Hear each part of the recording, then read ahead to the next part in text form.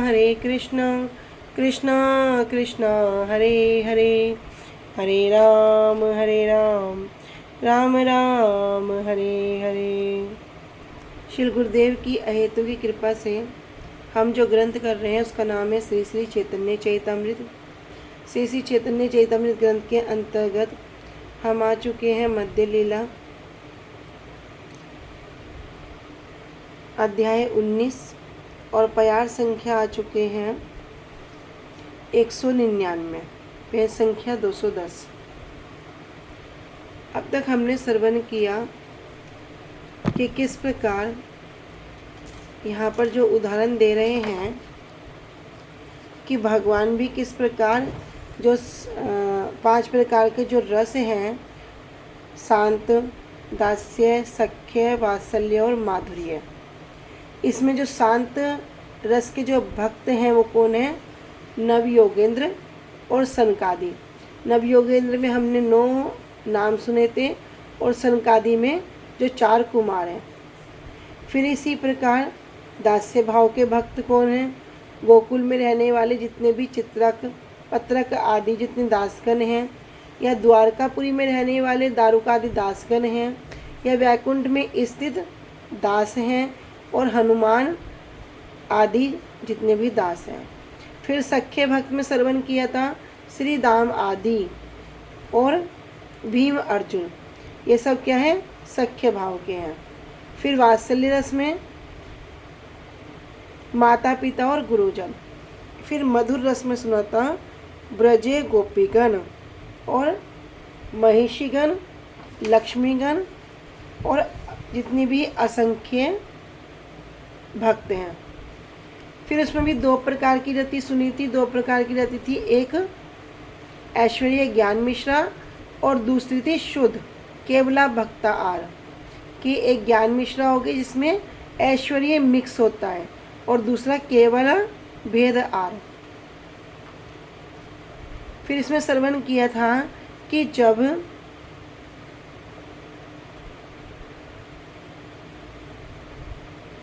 माता पिता को भी जब कृष्ण प्रणाम करते हैं तो वहाँ पर देवकी वसुदेव क्या करते हैं? हाथ जोड़ के खड़े होते हैं, क्योंकि उनको पता है कि ये दोनों क्या है? जगदीश्वर हैं, ये भगवान हैं। तो वहाँ पर कैसी बुद्धि है? संभ्रम भाव है।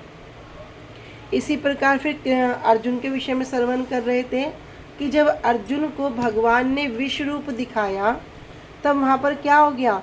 अब तक जितना भी सख्य भाव रहा और उस सख्य भाव में जो भी कुछ दृष्टा हुई, अपराध हुआ, उसके लिए अर्जुन क्या करने लगे? भगवान से दीनतापूर्वक क्षमा याचना करने लगे।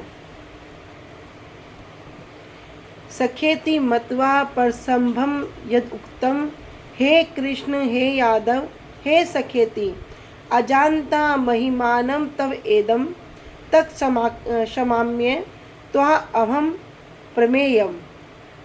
यहाँ पे कह रहे हैं अर्जुन कि मैंने क्या किया? सखेति मतवा, सखेति मतलब सखा, सखा मानकर, इस प्रकार सखेति मित्र, मैंने क्या किया? इस प्रकार मानकर परसंभम, परसंभम मतलब जबरदस्ती, आपकी महिमा को जानता नहीं था और जिस भी प्रकार मैंने समझा। कह रहे यद उक्तम, वो जो कुछ भी कहा, क्या कहा? हे कृष्ण हे यादव हे सखा, हे प्रिय सखा। कब कहा? अजानता, अनजाने में, महिमानम, क्योंकि मैं आपकी महिमा को नहीं जानता था, तब इदम मया, तब मैं आपकी महिमा को नहीं जानता। कैसे? प्रमादात, प्रमादात मतलब अज्ञान में, अज्ञान में मैंने जो कुछ भी कहा। आप क्या करो? किस प्रकार कह रहे अज्ञान में? तो इसमें आगे भी एक श्लोक है जिसके विषय में कह रहे हैं कि अवहास हर्तम, कभी हंसी विनोद में, हास परिहास में, असत्कर्त, कभी अपमान किया गया, कभी सैया आसन, आपकी सैया पर बैठ गया सोते समय, भोजनेसु भोजन करते समय, एका अकेले में, अथवा निसंदेही, इसमें कोई भी संदेह नहीं है, हे प्रिय कृष्ण तत्समक्षा, अभी कहे ना तत्समाम्य, कह तत्समक्षा दूसरों की उपस्थिति में, तत्समक्षा वे सब में समा मांगता हूँ। तो अहम अप्रेम्यम, आप क्या करें, आप मुझे क्षमा करें। तो यहाँ पे अर्जुन कह रहे हैं कि अब तक जब भगवान का विराट रूप के दर्शन कर लेते हैं, अब अर्जुन भी क्या होगी, चकरा गए कि इनकी तो महिमा कितनी अनंत है और मैं इनको एक किस प्रकार साधारण मित्र की भांति मैं इनके साथ व्यवहार कर रहा था। तो कह रहे मैं आपकी महिमा को ना जानने के कारण और आपको मित्र समझकर हे कृष्ण, हे यादव, हे मित्र कहकर संबोधित कर रहा था, और मैंने अब तक अनजाने में या पागलपन में जो कुछ भी किया है, कृपया करके आप क्या करें, क्षमा तत्क्षमाम्य, उसके लिए आप मुझे क्षमा कर दें। किस लिए कह रहे हैं, क्योंकि अर्जुन का कृष्ण से कैसा व्यवहार था कि कभी एक ही बिस्तर में लेट जाएंगे, कि इधर भगवान के पैर होंगे, उधर अर्जुन के सिर होंगे, और जिधर अर्जुन का सिर होगा उधर भगवान के पैर होंगे। फिर वहाँ पर हास परिहास करते, कभी साथ साथ बैठते, कभी साथ खाते हुए, कभी अकेले में, तो कभी अपने मित्रों के सामने। कई बार मैंने आपका अनादर किया है। तो कह रहे हे अच्युत, कृपया मेरे उन सारे अपराधों को क्षमा कर दें। जब भगवत गीता हम श्रवण करते हैं तो भगवत गीता में भी भगवान अभी अर्जुन को उपदेश नहीं देते। वहाँ पे देखेंगे तो हमें पता लगेगा दूसरे अध्याय के 7वें श्लोक में जब भगवान वहाँ पे आत्म तत्व का उपदेश देते हैं। कब देते हैं, जब वहाँ अर्जुन स्वयं को भगवान का शिष्य स्वीकार करता है। क्योंकि उपदेश किसको देते हैं, उपदेश गुरु अपने शिष्य को देता है। तो वहाँ पर भी जब तक सखा भाव है, अभी तो सखा भाव में बोल रहे ना कि मैं युद्ध नहीं करूँगा, युद्ध करने से अच्छा मैं क्या करूँगा, कहीं भीख मांगकर अपने जीवन को यापन कर लूँगा, मुझे इस प्रकार का कोई भी राज्य नहीं चाहिए, बड़ी बड़ी बात कर रहे हैं। लेकिन जब भगवान कहते हैं दूसरे अध्याय के 3 श्लोक में बोलते हैं ना, कलेभ्यम माँ अस्मय गमे पार्था न तत् उपद्यते शुद्धम हृदय दौर्बल्यम त्यक्तोत्तिष्ठ प्रंतवा। फिर भी अभी सखाभाव में कह रहे कि अर्जुन तुम्हें इस प्रकार कायरता को प्राप्त मत करो, क्या करो, हृदय की इस दुर्बलता को त्याग कर युद्ध के लिए खड़े हो जाओ। लेकिन अभी भी कह रहे हैं कि नहीं मैं तो युद्ध नहीं करूँगा। फिर करते करते जब समझ जाते, जब भगवान अपना विराट रूप दिखाते हैं तब कहते हैं ना कि अब मैं आपका शिष्य हूँ, शिष्यस्ता अहम साधि माम त्वाम प्रपन्नम कार्पण्य दोषोपहत स्वभाव पृच्छामि त्वां ध्रुम सम्मूढ़ चेता यश्रेयशानिश्चितं ब्रूहि तन्मे शिष्यस्ता अहम साधि माम त्वाम प्रपन्ना। अब यहाँ पर जब तक सखा है, अभी भगवान के कह रहे क्या, भगवान को कह रहे हैं कि मैं अब आपका शिष्य हो गया। यश श्रेया शान निश्चितम ब्रूहि तन्मे, कि मैं अपना अच्छा बुरा, यत श्रेया मैं अपना कल्याण नहीं जानता, मेरा कल्याण किस में है, तो मेरे लिए जो भी कल्याणकारी है वो आप मुझसे कहें। तब भगवान क्या करते हैं, फिर पूरा आत्म तत्व का वहाँ पर उपदेश देते हैं। कहते ना कि ना तो ये वह हम जातु ना सम, क्या इससे पहले ये तुम नहीं थे, मैं नहीं था, या ये राजा लोग नहीं थे, या न चैव न भविष्य में, या आगे भी तुम नहीं होंगे। इस प्रकार फिर पूरा वहाँ पर उपदेश करते हैं। क्योंकि इसे उपदेश कौन करता है, गुरु अपने शिष्य को करते हैं। तो वहाँ पर भी भगवान के सामने क्या कर रहे हैं, समायाचना कर रहे हैं। तो यहाँ पर क्या आ गया, संभ्रम भाव आ गया। कृष्ण यदि रुक्मणी रे केला परिहास, कृष्ण छाड़ी बेन जारी रुक्मणी रे हैल त्रास।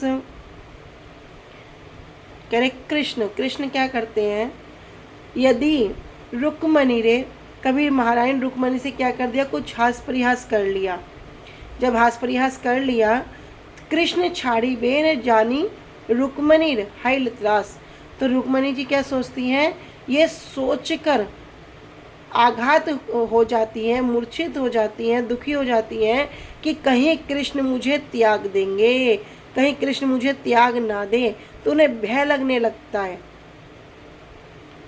तो इसी विषय में कह रहे हैं, कह रहे तस्या सुख दुख भय शोक विनष्ट बुद्धि हस्ता चल छल थल यतो व्यंजनम पपात देहश्च विकलब्धिया सहसेव मुह्यान रंबेत वात विहिता परविकाये केशान।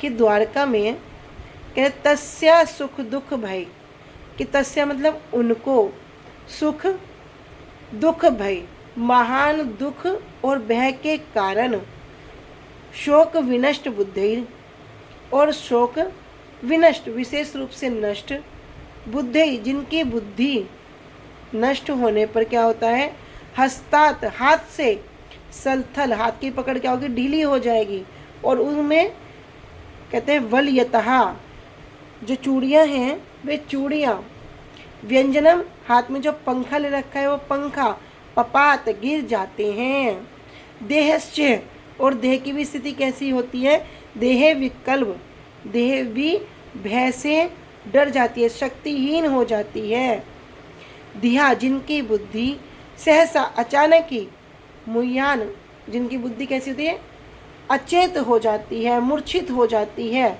और किस प्रकार गिर जाती हैं, कह रंभेव इव वात विहता परविक्रिय केशान, रंभा भी कहते हैं केले के पेड़ की तरह, रंभा कहते हैं केले के पेड़ को, और इव उसकी तरह, कह रहे केले के पेड़ की तरह, वात विहता जिस प्रकार कोई तूफान आ जाता है और उस तूफान में वो केले का पेड़ गिर जाता है, बिखर जाता है, उसी प्रकार रुक्मणी जी वहाँ पर गिर जाती हैं।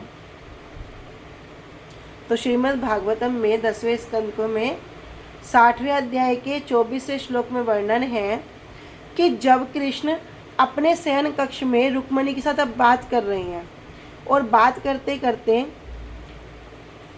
उनका निर्देश करते हैं, उनकी निष्ठा की परीक्षा करने के लिए क्या करते हैं, उनसे हास परिहास करने लगते हैं, और क्या कहते हैं कि मैं तो बड़ा दीन हूँ। भगवान कहते हैं कृष्ण, मैं बड़ा दीन हूँ, मैं तो तुम्हारा प्रेमी बनने के योग्य ही नहीं हूँ। अब रुक्मणी जी समझ नहीं पा रही हैं कि वे परिहास कर रहे हैं या फिर अभी यहाँ पर वास्तविकता को वर्णन कर रहे हैं। तब वे सोचती हैं कि कृष्ण उनका परित्याग करने के वाले हैं। अभी कहना कि मैं तो बड़ा दीन हूँ, मैं तुम्हारे प्रेम के योग्य नहीं हूँ, तो इतना सुनने के मात्र से ही रुक्मणी जी क्या हो जाती है, भयभीत हो जाती हैं कि कहीं कृष्ण मेरा परित्याग करने वाले तो नहीं है, और इसी कारण से बड़ी दुखी हो जाती हैं। सारा का सारा शरीर उनका उसी दुख से, उसी भय से, उसी शोक से, डर के कारण प्रभावित हो जाता है, और उनके हाथ में चूड़ियाँ, उनके हाथ में लिया गया पंखा सबके सब भूमि पर गिर पड़ते हैं। क्यों? देहस्य विकल, क्योंकि शरीर में कोई भी शक्ति नहीं बाकी है। और किस प्रकार गिर जाते हैं कि जैसे कोई बहुत तेज हवा का झोंका आया और वो केले के वृक्ष के समान भूमि पर गिर जाती हैं। द्वारका में रुक्मणी के साथ श्री कृष्ण के परिहास करने पर दुख, भय और शोक के कारण रुक्मणी की विचार शक्ति लुप्त हो गई। वियोग की संभावना से इतनी दुबली हो गई कि उनके हाथ से कंगन भी खिसक गया, हाथ में पंखा पकड़े थे वो भी गिर गया, उनके केश भी बिखर गए, और आंधी से गिरे केले के वृक्ष की भांति उनकी देह भी क्या होती है, सहसा विकल होकर मोह को प्राप्त हो जाती है। अनुभाष्य में वर्णन कर रहे हैं कि एक बार अपने घर में रुक्मणी ने अपने हाथों से श्री कृष्ण की सेवा आरंभ की। तब श्री कृष्ण ने उनके अनुराग की अपेक्षा करने की इच्छा से, अनुराग की परीक्षा करने की इच्छा से परिहास करते हुए स्वयं को दीन, निष्किंचन और उदासीन कहकर रुक्मणी के प्रेम के संपूर्ण अयोग्य पात्र के रूप में वर्णन करके उन्हें उनका संग छोड़कर अन्यत्र परिणय स्थापित करने के लिए कहा। यहाँ पे प्रभुपाद जी बता रहे हैं कि किस प्रकार जब कृष्ण कह रहे हैं मैं दीन हूँ, मैं तुम्हारे प्रेम के योग्य नहीं हूँ, पूरा का पूरा असंपूर्ण पात्र हूँ और निष्किंचन हूँ, उदासीन हूँ, आप क्या करो, मुझे छोड़कर कहीं अपना अलग से प्रेम को स्थापित कर लो। इतना सुनते ही रुक्मणी जी क्या हो गया, यहाँ पर उस अवस्था को वर्णन कर रहे हैं कि उनके हाथ के कंगन, उनके हाथ में पंखा, सब का सब छूट गया। उनके जो शरीर है वो कैसा हो गया, शक्ति विहीन हो गया और वे भूमि पर गिर पड़े। जिस प्रकार तेज हवा चलने पर, आंधी तूफान आने पर केले का वृक्ष जमीन पर गिर पड़ता है, तो यहाँ पर भी क्या हो गया, यहाँ पर भी ऐश्वर्य भाव हो गया।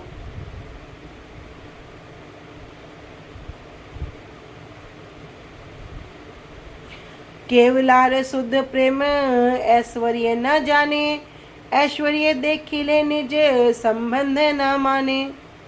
कह रहे केवलार, केवल कृष्ण के लिए जो अमिश्रित प्रेम है, जो शुद्ध प्रेम है, वो शुद्ध प्रेम कैसा है, ऐश्वर्य ना जाने, वो ऐश्वर्य नहीं जानता। जिस प्रकार ब्रज में सखाओं के उदाहरण को समझते हैं, यशोदा मैया के उदाहरण को समझते हैं कि वहाँ पर किसी प्रकार का ऐश्वर्य होने पर भी, दिखने पर भी वहाँ पर वो ऐश्वर्य काम नहीं करता। कह रहे ऐश्वर्य देखिले निज संबंध ना माने,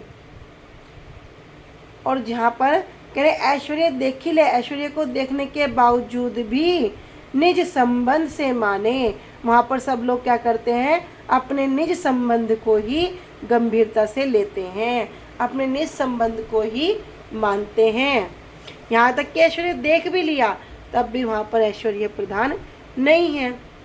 सखा कृष्ण को क्या करते हैं, अग्निपान करते हुए देखते हैं, इतने सारे अगासुर बकासुर सबका वध करते हुए देखते हैं। 7 दिन तक गिरिराज जी को कृष्ण क्या करते हैं, अपनी कनिष्ठ उंगली पर उठाकर धारण करते हैं, नख पर धारण करते हैं, सब देखते हैं। इतना होने पर भी कृष्ण को कोई भगवान नहीं मानता। कह रहे ऐश्वर्य देख ले, ऐश्वर्य देखने के पर भी निज संबंध से माने, उन्हें निज संबंध से ही मानते हैं, क्योंकि उनका ऐश्वर्य से कोई अपना संबंध है ही नहीं। ऐश्वर्य प्रधान भक्त केवलारति के शुद्ध प्रेम के महात्म्य को नहीं समझ सकते। भगवान के ऐश्वर्य को देखने पर भी केवलारति प्रायण भक्त, शुद्ध भक्त उसमें अपना संबंध स्वीकार नहीं करते। ऐश्वर्य से उनका कोई भी संबंध नहीं है। उनका संबंध क्या है, निज संबंध, वे उनका संबंध निज संबंध से ही मानते हैं।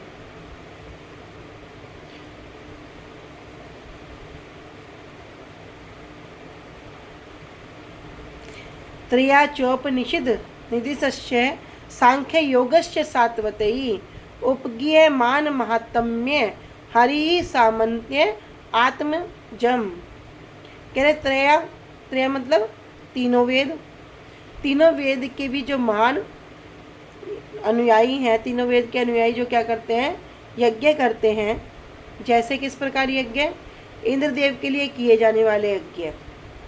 कह रहे चा उपनिषद आदि, उपनिषद भी, चा मतलब और उपनिषद भी जो वेदों के उच्च भाग हैं, उन उपनिषदों के जो अनुयायी हैं, कौन है, ब्राह्मण है।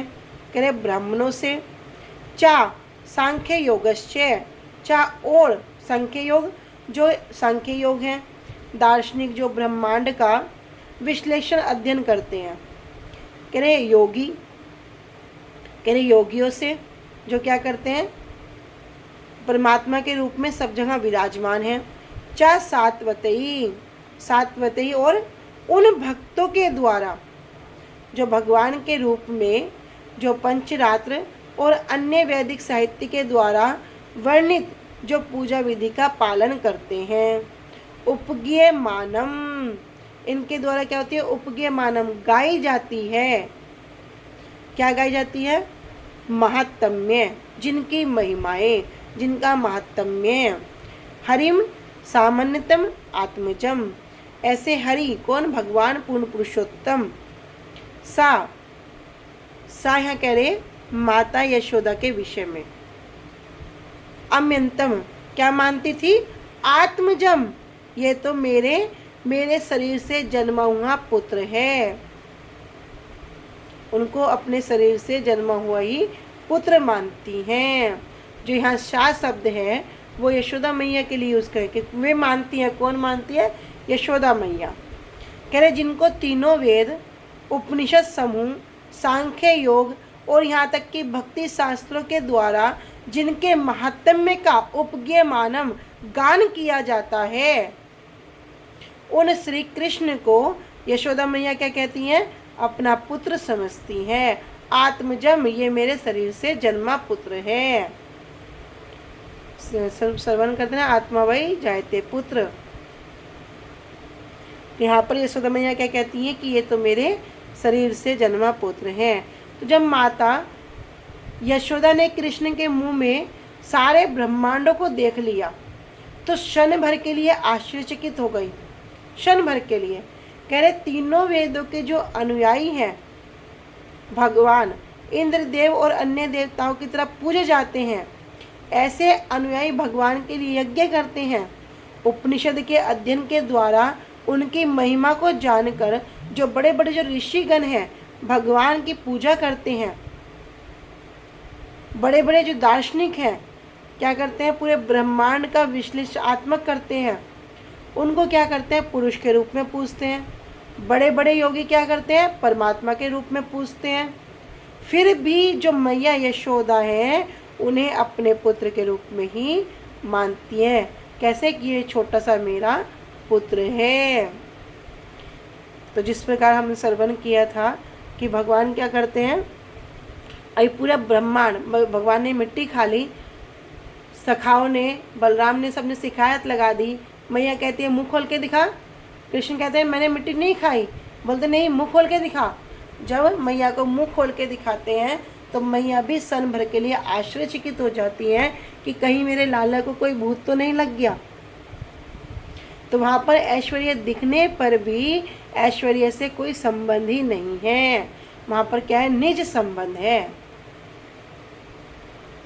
श्री कृष्ण के मुख में ऐश्वर्य में विश्व रूप को देखकर यशोदा में तत्व ज्ञान के कारण संभ्रम बुद्धि आते ही पुनः श्री कृष्ण की इच्छा से उनका सहज ममता प्रबल हृदय में श्री कृष्ण स्नेह गाढ़ होकर वर्धित हो गया।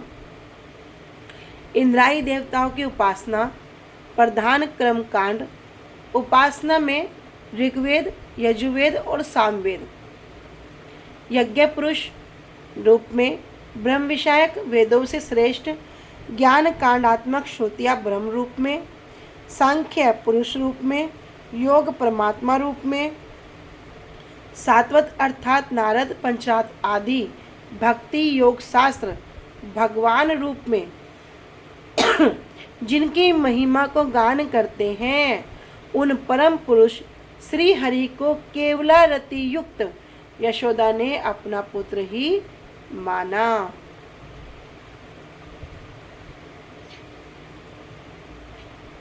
तम्मत्व आत्मजम व्यक्तम मर्त्य लिंगम अधोक्षजम गोपिको उलुखे लुखले दामना बबंध प्राकृतम यथा। कह रहे तम अर्थात उनको किनको? कृष्ण को।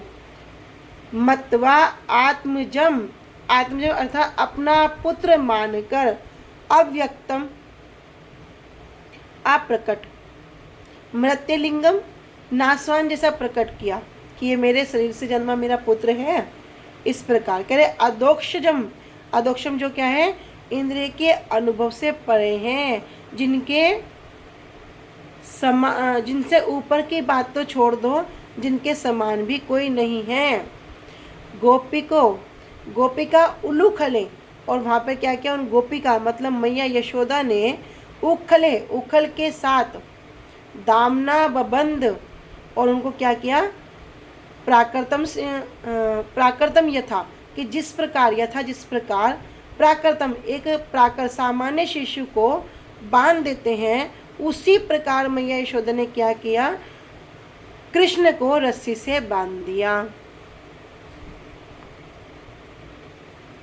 कि साधारण मरणशील मनुष्य की भांति यथा प्राकृतम, कि जिस प्रकार साधारण प्राकृत मनुष्य की भांति व्यक्त उस अव्यक्त और इंद्रियों से अतीत अदोक्षस वस्तु को, अदोक्षस मतलब भगवान को, यशोदा ने क्या किया, अपना आत्मजत, आत्मजत मतलब अपना गर्भपात जानकर कि ये मेरे गर्भ से जन्मा पुत्र है मानकर साधारण बालक की भांति रस्सी के द्वारा ओखली से बांध दिया। कोई भगवान को बांध सकता है, लेकिन यहाँ मैया यशोदा का वात्सल्य प्रेम इतना ज़्यादा है कि भगवान भी उनके बंधन को स्वीकार करते हैं। माता के स्नेह का दर्शन करने के लिए लीला में श्री कृष्ण ने यशोदा भवन में ही दही की मटकी को फोड़कर चोरी करके माखन खाना आरंभ किया, जिसे देखकर क्रोधित यशोदा के व्यवहार का यहाँ पर वर्णन कर रहे हैं। कब बांधा, जब कृष्ण आकर मैया की गोद में लेट गए और क्या करते हैं, स्तनपान करते हैं। इधर नहीं तो कृष्ण का उदर भरा और ना ही मैया के स्तनों से वो जो सागर है दूध का वो खत्म हुआ, किंतु दूध जो चूल्हे पर दूध उफन रहा था उसकी रक्षा करने के लिए मैया ने क्या किया, कृष्ण का भी पेट नहीं भरा, कृष्ण भी तृप्त नहीं हुए, उनको नीचे बिठाकर दूध की रक्षा करने के लिए चले गए। कृष्ण को तो बड़ा क्रोध आया और क्या किया, जो मैया यशोदा के सांस के समय की मटकी थी उसको फोड़ दिया। फोड़कर क्या किया, दूध माखन लेकर क्या करे, बंदरों को, कौवे को, सबको वहाँ खिला रहे हैं। तो जब वैष्णव सुनते हैं तो वहाँ पर बड़े सुंदर सुंदर कारण बताते हैं कि वहाँ बंदरों को क्यों खिला रहे हैं, कौवों को क्यों खिला रहे हैं। लेकिन जब मैया यशोदा कृष्ण के नन्हे नन्हे पद चिन्हों को देखते देखते उनके पीछे गई तो सबके सब वहाँ से भाग जाते हैं। कृष्ण को भी पता लगता है भैया मैया आ गई। अब कृष्ण आगे आगे भागते हैं और मैया उनको पकड़ने के लिए पीछे पीछे भागती है। फिर वहाँ पर जब कृष्ण पकड़ में नहीं आते, बोले मैया छोड़ दो, बोले हाँ छोड़ूंगी, तो पास तो आ। बोले नहीं मैया मुझे कुछ मत कहना। मैया के हाथ में छड़ी है। कृष्ण तो देखकर बड़े भयभीत हो जाते हैं, डर जाते हैं और रोने लगते हैं। तो क्या वहाँ कहते हैं ये तो पूर्ण पुरुषोत्तम भगवान है, क्या यहाँ अभी नाटक कर रहे हैं रोने का? तो सत्यव्रत मुनि बताते हैं कि नहीं, वहाँ कृष्ण सचमुच में रो रहे हैं। मैया का वात्सल्य भाव, मैया का प्रेम इतना प्रबल है कि कृष्ण भी भूल जाते हैं कि मैं पूर्ण पुरुषोत्तम भगवान हूँ। फिर मैया क्या करती है, उनको पकड़ के उखल से बांधती है। तो यहाँ पर इस लीला को वर्णन कर रहे हैं कि जिसमें भगवान कृष्ण माता यशोदा के सामने अपने आप को एक सामान्य बालक के रूप में प्रकट कर रहे हैं और उसी प्रकार वहाँ पर क्रीड़ा करते हैं, मक्खन चुराते हैं, वहाँ पर मटकियाँ तोड़ते हैं और इस प्रकार माता यशोदा क्या होगी, उद्गिन हो उठती है और कृष्ण को ओखली से बांधना चाहती है। जब बांधना चाहती है तो उसको कहते हैं बार बार दो उंगल कम पड़ जाती हैं। वे दो उंगल क्या हैं, भक्त की चेष्टा और भगवान की कृपा। जब मैया यशोदा फिर मन में भगवान का स्मरण करती हैं तो भगवान भी वहाँ पर बंधन को स्वीकार करते हैं। तो कह रहे ऐश्वर्य देखने पर भी ऐश्वर्य प्रधान नहीं है, वहाँ पर निज संबंध ही प्रधान है। आगे कह रहे उवाह भगवान कृष्ण श्रीदामान पराजितः वृषभं भद्रसेनश्च प्रलम्बो रोहिणी सुतम। उवाह कृष्ण भगवान, पूर्ण पुरुषोत्तम भगवान, तब क्या हो गए, श्री दामानम पराजिता, श्री दाम आदि से क्या हो गए, पराजित हो गए। अब पराजित होने पर, हार जाने पर क्या हो गया, वहाँ पर कहते भैया तुम्हें भी घोड़ा बनना पड़ेगा, हम हार गए हमें घोड़ा बनना पड़ेगा। कह रहे हार जाने पर क्या करते हैं, श्री दामा को अपने कंधे पर ले जाना पड़ा। अपने कंधे पर अब श्री दाम को बिठाकर ले जा रहे हैं, क्योंकि जब कृष्ण श्री दामानम से हार गए तब क्या कर रहे हैं, तो भैया श्री दाम को भी अपने कंधों पर ले जाना पड़ता है। करे वृषभम भद्रसेनस्तु, इसी तरह से भद्रसेन ने पल्लंबो रोहिणीस्तम, वृषभम को, और पल्लंबन ने रोहिणी सुत को उठाया था। जब भगवान श्री कृष्ण ने पराजित होकर श्री दाम को अपने कंधे पर चढ़ाया, वृषभम भद्रसेनस्य, भद्रसेन ने वृषभ को उठाया, पल्लंबो रोहिणी सुतम, और रोहिणी पुत्र अर्थात श्री बलदेव प्रभु को पल्लम ने अपने कंधे पर उठाया। तो भी सब सखा ग्वाल बाल सब वृंदावन के जंगल में क्या कर रहे, वृंदावन में खेल रहे हैं। तो जब कृष्ण और बलराम का हरण करने के लिए अब वहाँ एक राक्षस आ गया जिसका नाम है प्रलंबासुर, वो राक्षस वहाँ पर आ गया। तो ये प्रलंबासुर ने क्या किया, एक ग्वाल बालक के रूप में वहाँ पर उपस्थित हो गया। किंतु कृष्ण तो भैया सब जानने वाले हैं, तो उसकी चाल को समझ गए। अब उन्होंने क्या कर दिया, दो पक्ष बना लिए, दो दल बना लिए। एक दल में कौन थे, बलराम जी थे, और दूसरे में स्वयं कृष्ण थे। दो दल बना लिए। अब करते करते क्या हो गया, ये कृष्ण पक्ष का जो दल है वो हार गए, और शर्त क्या थी कि जो भी हारेगा और जो जीतेगा, हारने वाला जीतने वाले को अपने कंधे पर उठाएगा। अब इधर तो कृष्ण हार गए, तो कृष्ण ने क्या किया, अपने कंधों पर श्री राम जी को उठाया, भद्रसेन ने वृषभ को उठाया, और जो प्रलंबासुर जो राक्षस आया था उसने क्या किया, बलराम जी को उठाया। लेकिन जैसे ही बलराम जी बलदाऊ जी उनके कंधे पर चढ़ तो गए, अब उसने सोचा कि मुझे तो अवसर मिल गया। क्या अवसर मिल गया, मैं इन्हें मारने के लिए आया था तो मुझे अब अवसर मिल गया। तो क्या करते हैं, बलराम जी को बड़ा दूर लेके चला जाता है, भाग जाता है, और धीरे धीरे क्या करता है, प्रलंबासुर अपने शरीर को बढ़ाने लगता है। तो बलदाऊ जी तो समझ गए कि ये क्या करना चाह रहा है, ये मुझे मारना चाहता है। इधर बलराम जी ने भी तुरंत क्या किया, असुर के सिर को बड़ी मजबूत मुट्ठी से बड़ा आघात किया जोर से, और वह तुरंत भूमि पर गिरकर मर जाता है। जिस प्रकार जैसे कोई सर्प है, सांप है, उसके फन को किसी ने कुचल दिया हो, इस प्रकार की वहाँ बड़ी सुंदर लीला है।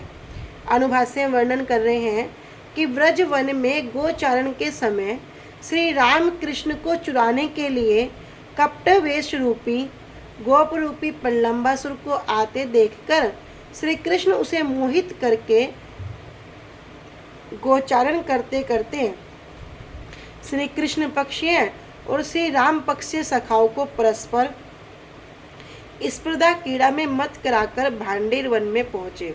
तो श्री कृष्ण पक्ष से समझ में आ रहा है कि भैया एक पक्ष हो गया कृष्ण का, और श्री राम पक्षीय एक पक्ष हो गया श्री राम का। राम कौन, यहाँ बलराम जी।